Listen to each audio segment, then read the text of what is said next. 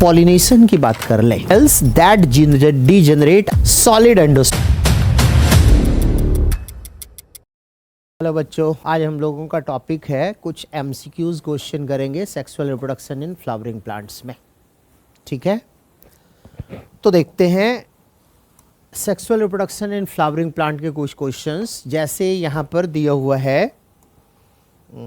एक मिनट, हाँ, first question हमारा, attractant and rewards are required for. यदि पॉलिनेशन की बात कर ले तो ये पॉलिनेशन से रिलेटेड क्वेश्चन है। बोला जा रहा है इसमें कि किस टाइप की पॉलिनेशन में जो पॉलिनेट करने वाले एजेंट है उनको रिवार्ड मिलता है।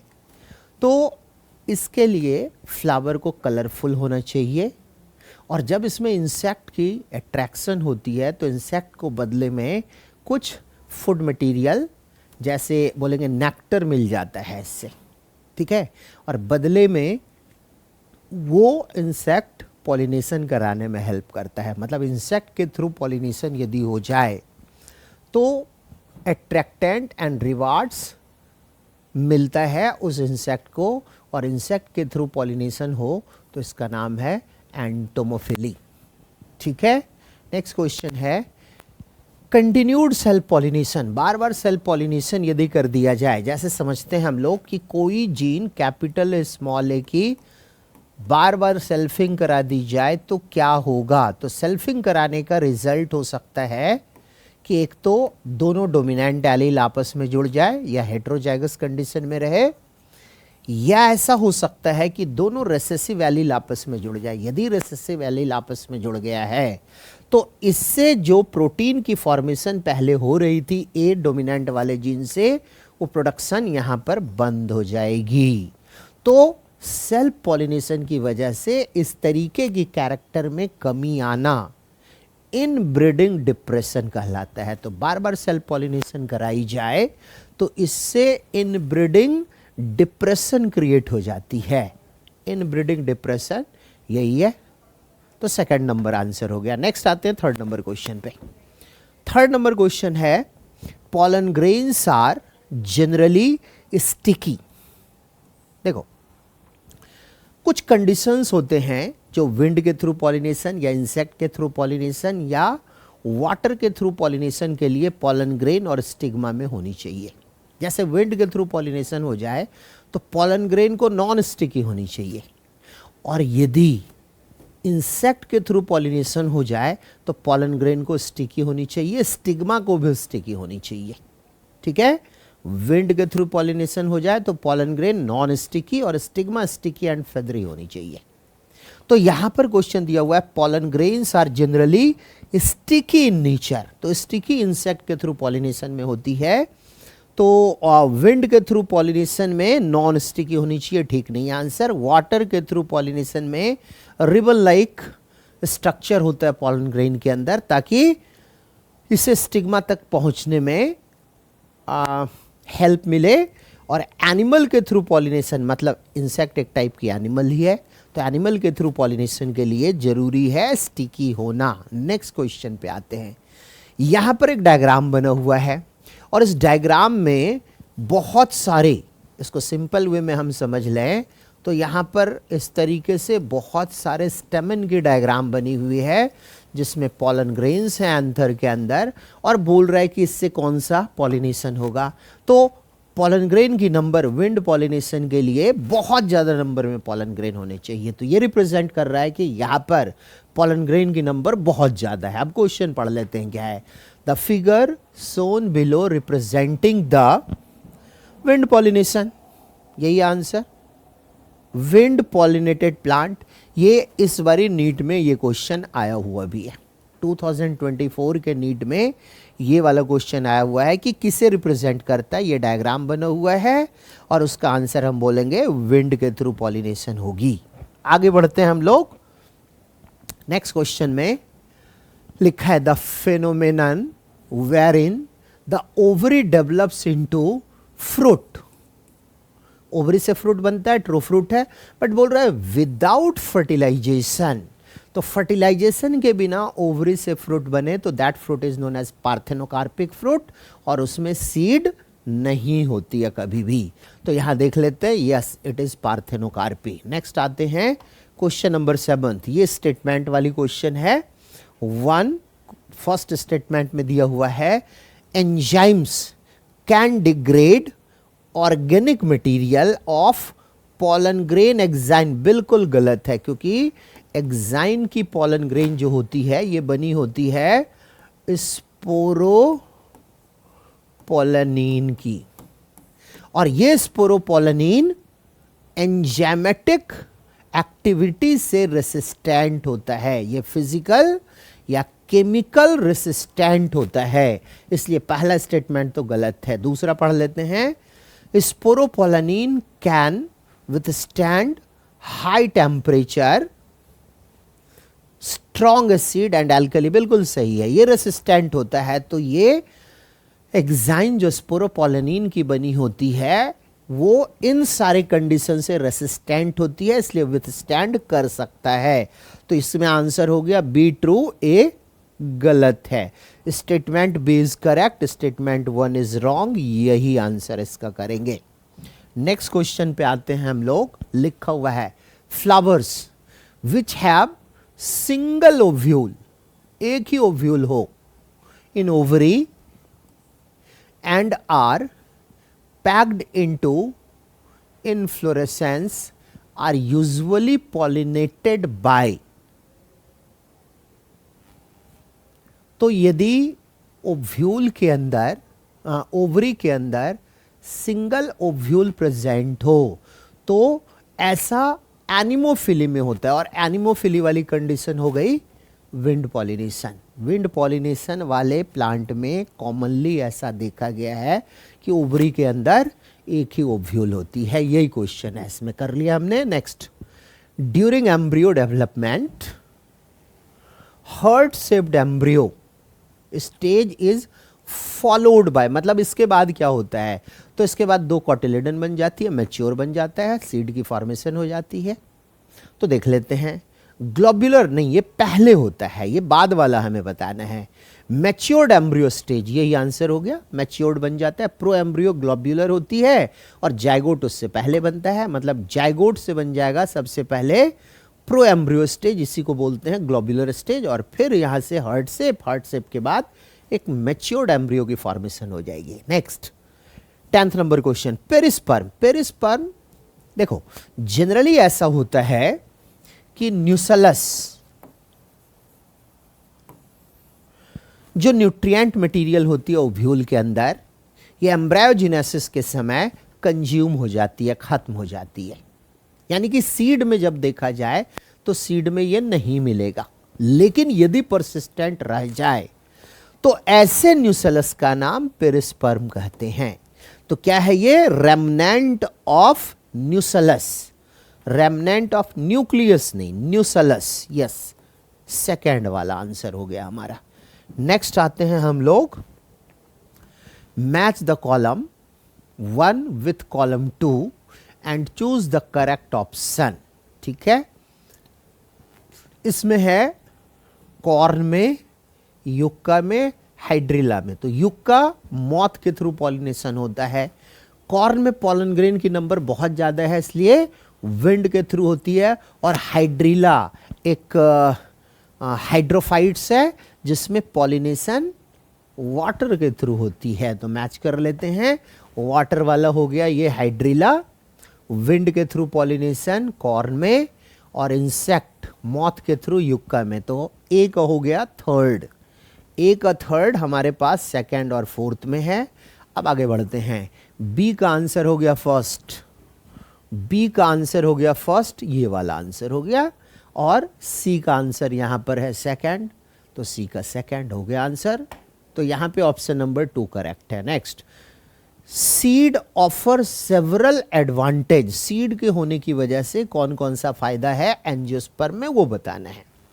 Which is not true for this, अच्छा नॉट ट्रू बोल रहा है। तो देखो सीड के आने की वजह से एम्ब्रियो को प्रोटेक्शन मिल जाता है, डिस्पर्सल में हेल्प होता है, एक जगह से दूसरी जगह हम सीड को आसानी से ले जा सकते हैं। ठीक है, अब यहां पे पढ़ लेते हैं ऑप्शन में, since pollination and fertilisation are independent of water, seed formation is more independent. Next option पढ़ते हैं, seed have better adaptive strategies for dispersal. ये तो ठीक लग रहा है, बट आगे पढ़ लेते हैं option, the hard seed coat provide protection to the young embryo. ये भी ठीक है। Next, seed generate new genetic combination. तो सीड एक सेक्सुअल रिप्रोडक्शन का प्रोडक्ट होता है, तो नेचुरली इसमें वेरिएशन क्रिएट होगी, तो जेनेटिक कॉम्बिनेशन नई बनेगी इसमें, लीडिंग टू वेरिएशन। तो यहां पर सेकंड, थर्ड और फोर्थ ये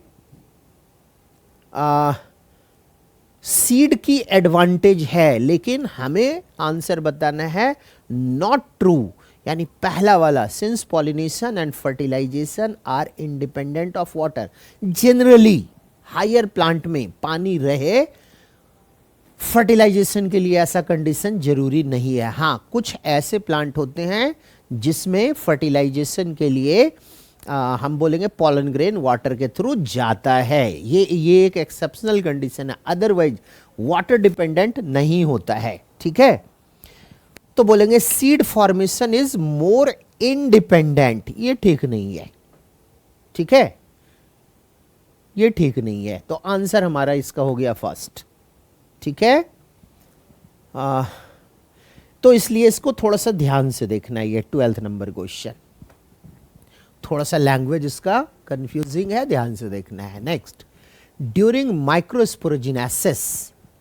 माइक्रोस्पोरोजिनेसिस का मतलब क्या हुआ, माइक्रोस्पोर की फॉर्मेशन। तो माइक्रोस्पोर किसको बोलते हैं, पॉलन ग्रेन को। तो पॉलन ग्रेन की फॉर्मेशन कैसे हो रही है उसका क्वेश्चन है यहाँ पर। ड्यूरिंग माइक्रोस्पोरोजिनेसिस मियोसिस अकर्स इन, अच्छा माइक्रोस्पोर मदर सेल में होती है, माइक्रोस्पोर मदर सेल, क्योंकि यही होता है 2n वाले में ही मियोसिस हो जाती है, जिससे 4 माइक्रोस्पोर बन जाते हैं। नेक्स्ट क्वेश्चन पे आते हैं, ए dioecious flowering plant. डैसियस flowering plant का मतलब हुआ कि मेल प्लांट अलग है, मेल प्लांट अलग है और इसकी फीमेल प्लांट अलग है, तब इसे बोलेंगे कि ये डायसियस है, मतलब ये यूनिसेक्सुअल है। ये क्लियर हो गया। ठीक है, तो इसमें ऑटोगैमी कभी नहीं हो सकता है, जिटोनोगैमी कभी नहीं हो सकता है। पॉलिनेशन के लिए पॉलन ग्रेन इस मेल प्लांट से फीमेल प्लांट में ट्रांसफर होगा, मतलब हमेशा क्रॉस पॉलिनेशन होगी इसमें। तो हम यहां पे पढ़ते हैं क्वेश्चन एक बारी फिर से, a dioecious flowering plant prevent, रोकता है किसको, ऑटोगैमी और जिटोनोगैमी दोनों को। तो ऑटोगैमी एंड जिटोनोगैमी फर्स्ट ही आंसर हो गया इसका।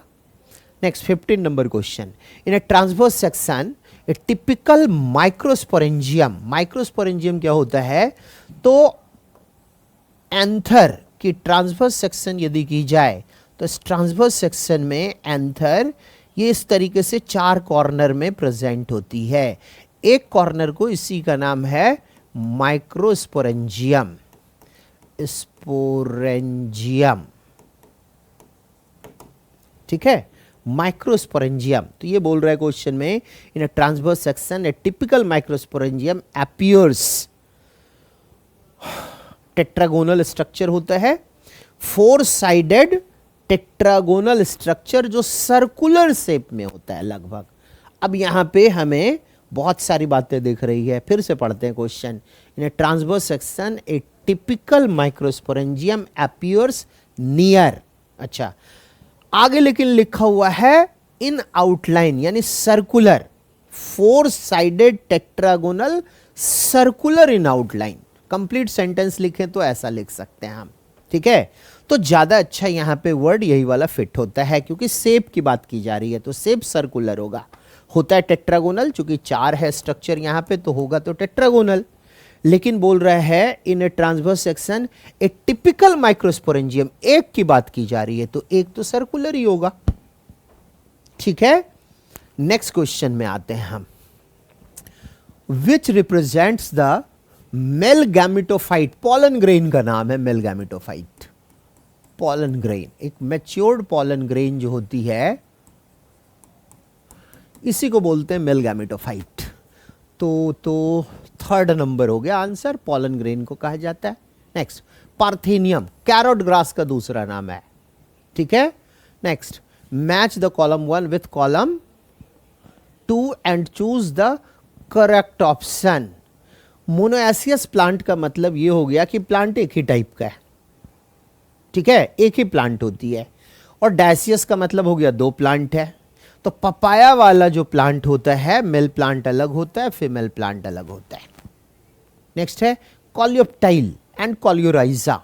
तो मोनोकॉट प्लांट में प्लीम्यूल को जो बाहर से कवर करके रखे ये है कॉलियोप्टाइल। कॉलियोप्टाइल, ठीक है, प्लीम्यूल को कवर करे। और जो रेडिकल को कवर करे ये है कॉलियोराइजा। कॉलियोराइजा। तो इसलिए हमारे इस क्वेश्चन का आंसर बोल सकते हैं कॉलियोप्टाइल प्लीम्यूल कर लेंगे। कॉलियोप्टाइल ये आंसर हो गया प्लीम्यूल वाला, कॉलियोराइजा हो गया आंसर रेडिकल वाला।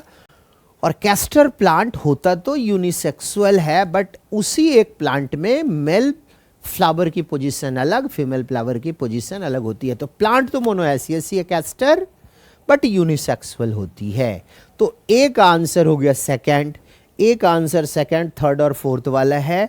अब बी वाला पढ़ लेते हैं। तो बी में फर्स्ट है, बी वाले में फर्स्ट भी यहाँ भी है। अब सी वाला फिर आना पड़ेगा।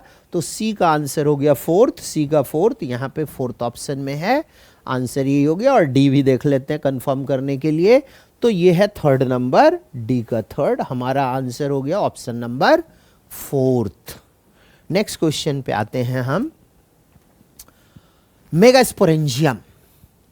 तो मेगास्पोरेंजियम इज इक्विवेलेंट टू, तो मेगास्पोरेंजियम ओव्यूल को बोला जाता है। बस सिंपल सा क्वेश्चन है। Megasporangium is also known as ovule. ठीक है, next question, in an embryo sac, embryo sac कहां होती है? ओव्यूल के अंदर। और एम्ब्रियो सैक का दूसरा नाम फीमेल गैमेटोफाइट।